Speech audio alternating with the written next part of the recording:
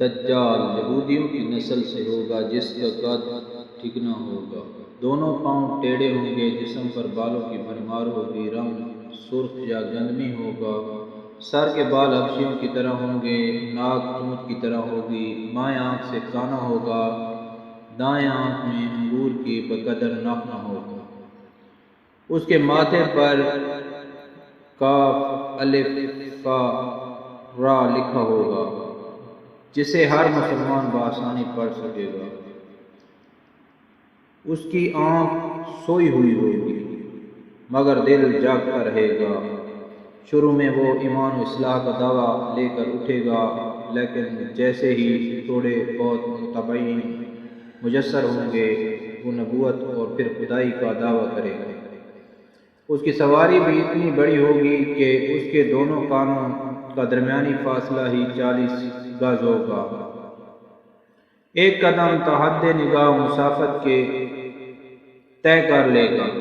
دجال پکا جھوٹا اور اعلیٰ درجے کا شبہ باز ہوگا جس کے پاس غلوں کے ڈھیر اور پانی کی نہریں ہوں گی، زمین میں مدفون تمام خزانے باہر نکل کر شہد کی مکھیوں کی مانند اس کے ساتھ بولیں گے،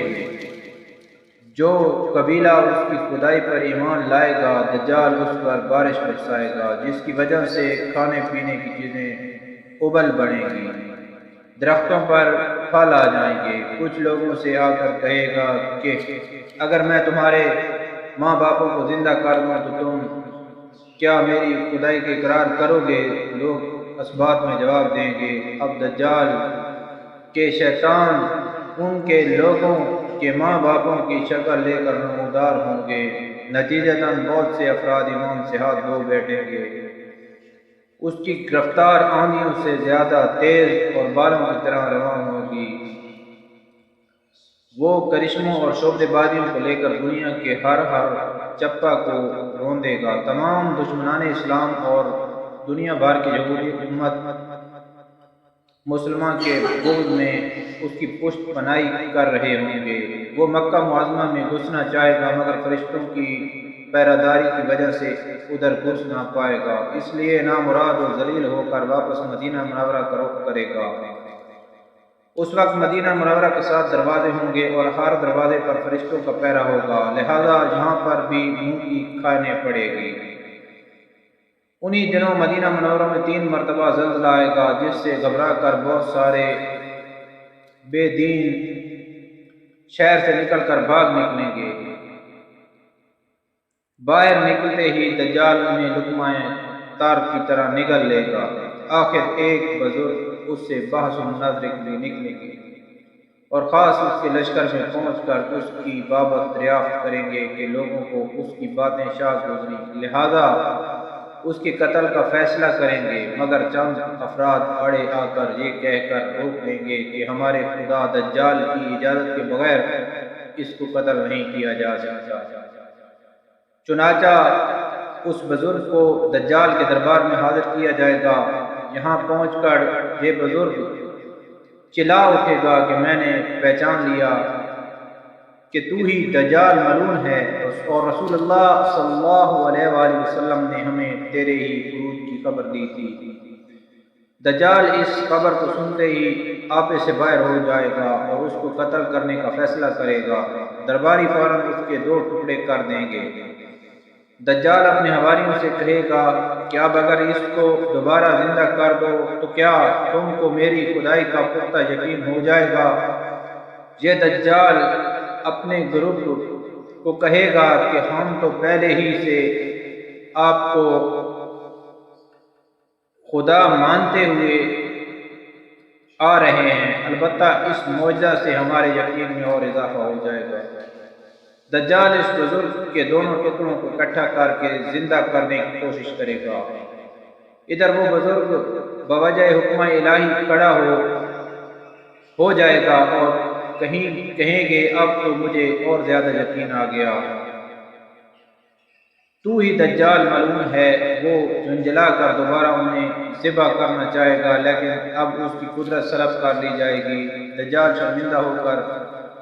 انہیں اپنی جہنم میں جھونک دے گا، لیکن یہ آگ ان کے لیے ٹھنڈی اور گلزار مان جائے گی۔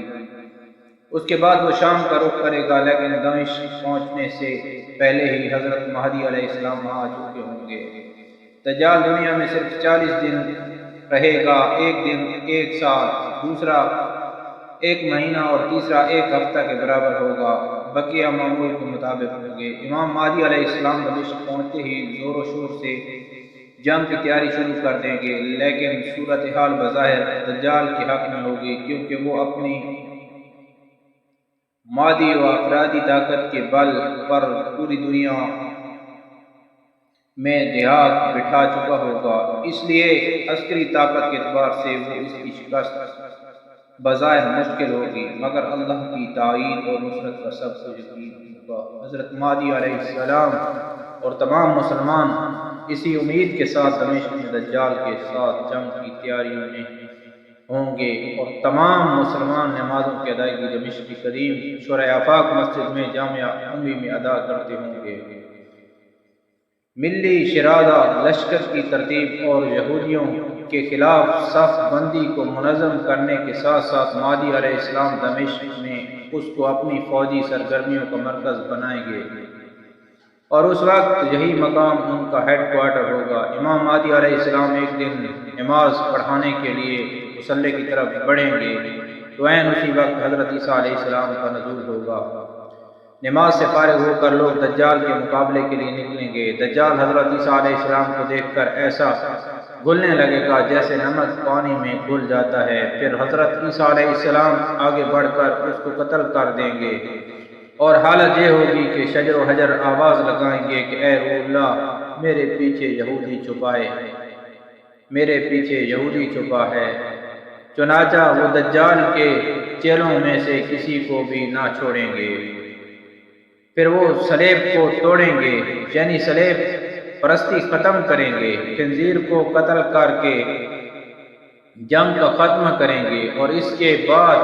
مال و دولت کی ایسی فراوانی ہوگی کہ اسے کوئی قبول نہ کرے گا، اور لوگ ایسے دیندار ہو جائیں گے کہ ان کے نزدیک ایک سجدہ دنیا مافیا سے بہتر ہوگا۔